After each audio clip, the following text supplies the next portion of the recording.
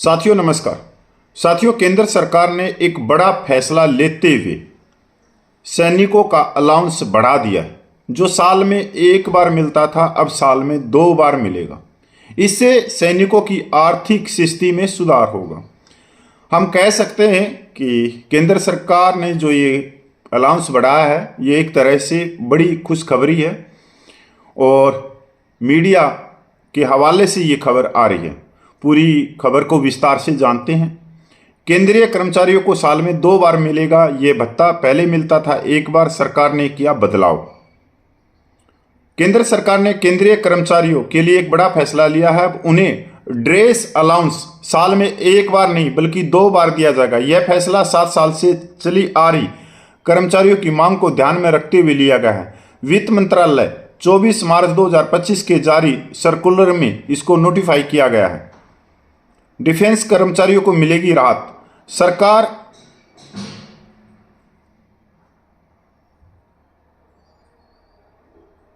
का यह कदम उन कर्मचारियों के लिए राहत लेकर आया है जो साल के बीच में सर्विस में आते हैं। अब उन्हें उनकी सर्विस पीरियड के अनुसार सही रेशो में ड्रेस अलाउंस मिलेगा, जिससे फाइनेंशियल बैलेंस बना रहेगा। यह बदलाव न केवल पारदर्शिता बढ़ाएगा बल्कि कर्मचारियों के बीच संतोष और भरोसा भी कायम करेगा।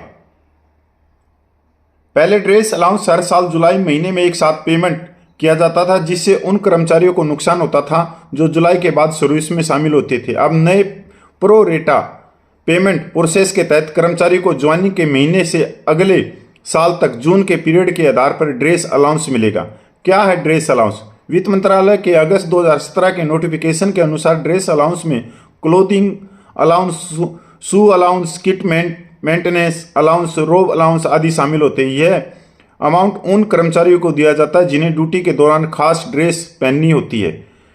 अब मंत्रालय ने एक फार्मूला के जरिए प्रो रेटा पेमेंट का प्रोसेस तय करेगा। इससे कर्मचारियों के बीच ट्रांसपेरेंसी आएगी। उदाहरण के तौर पर यदि किसी कर्मचारी को सालाना 20,000 रुपये ड्रेस अलाउंस मिलना है और वह अगस्त में सर्विस में शामिल होता तो उसे मिलेगा 20,012/11 18,333 रुपये। सीधी सी बात है, अलाउंस 2 बार मिलेगा।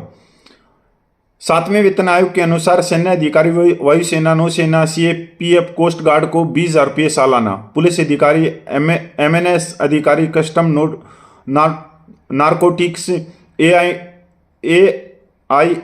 आईसीएलएस, ब्यूरो ऑफ इमिग्रेशन आदि को 10,000 रुपये सालाना, रेलवे के स्टेशन मास्टर, डिफेंस सर्विस के अधीन कर्मचारी, यूनियन टेरिटरी पुलिस आदि को 10,000 रुपये सालाना मिलेगा।